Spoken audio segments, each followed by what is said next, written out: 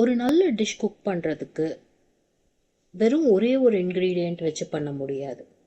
அதே மாதிரி தான் ட்ரேடிங்கும். இந்த ட்ரேடிங்கை பொறுத்த வரைக்கும் எனக்கு ரொம்ப பிடிச்ச இண்டிகேட்டர் இச்சிமோக்கு.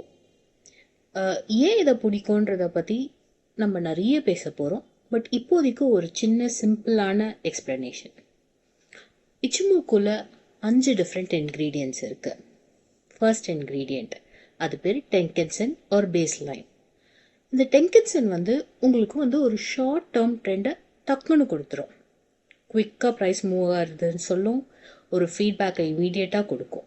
ரொம்ப ஃபாஸ்டான ஃப்ளேவர் மாதிரி. அடுத்தது கிஜன்சன். கிஜன்சனுக்கு இன்னொரு பேர் பேஸ் லைன். பேஸ் லைன்னு சொல்லும்போது ஆப்வியஸ்லி ஒரு நல்ல ஸ்ட்ராங் பேக் போனாக இருக்கும், ஸ்ட்ரக்சர் கொடுக்கும், ஒரு நல்ல சப்போர்ட் கொடுக்கும். நம்ம இதை ஸ்டாப் லாஸ்க்கு யூஸ் பண்ணிக்கலாம். ஒரு நல்ல ஒரு மீல்ஸில் ஒரு நல்ல சாப்பாடு மாதிரி, that's what holds the meal டுகெதர்ன்ற மாதிரி. அடுத்தது சென்கு span A and span B.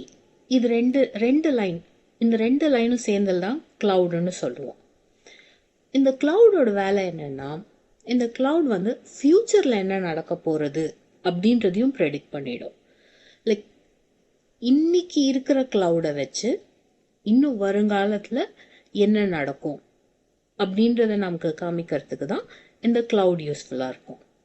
அதுக்கப்புறம் இருக்கிறது தான் the most important line, and எனக்கு ரொம்ப பிடிச்ச லைன் சிக்கு ஸ்பேன். சிக்கு ஸ்பேனுன்றது இன்னைக்கு இருக்கிற லைன் அப்படியே பின்னாடி ஒரு 26 பீரியட்ஸ் தள்ளி வச்சிட்டோன்னா அது அந்த ப்ரைஸ் கூட எப்படி இன்ட்ராக்ட் பண்ணுது. ஸோ பேசிக்லி அது ஒரு நல்ல ஃப்ளேவர் கொடுக்குற இன்க்ரீடியன்ட் மாதிரி. சிக்கு ஸ்பேன் ப்ரைஸ்க்கு மேலே இருந்தால் மொமெண்டம் இருக்குன்னு நம்ம தெரிஞ்சுக்கலாம். ப்ரைஸ்க்கு கீழேயோ ப்ரைஸ்க்கு நடுவுலையோ இருந்தால் மொமெண்டம் கொஞ்சம் கம்மியாக இருக்குது, மொமெண்டம் பிக்கப் ஆக டைம் எடுக்கும் அப்படின்னு சொல்லலாம். ஸோ இந்த இச்சிமுக்கு இன்க்ரீடியண்ட் ஒரு சூப்பர்பான தாலி மாதிரி. இதில் மெயின் டிஷ் இருக்குது, இதில் ரைஸ் இருக்குது, உங்களுக்கு மசாலாஸ் இருக்குது, உங்களுக்கு தேவையான எல்லா டேஸ்ட்டும் கொடுக்கும். வெயிட் பண்ணி பார்க்கலாம், கொஞ்சம் கொஞ்சமாக கற்றுக்கலாம். பாய்.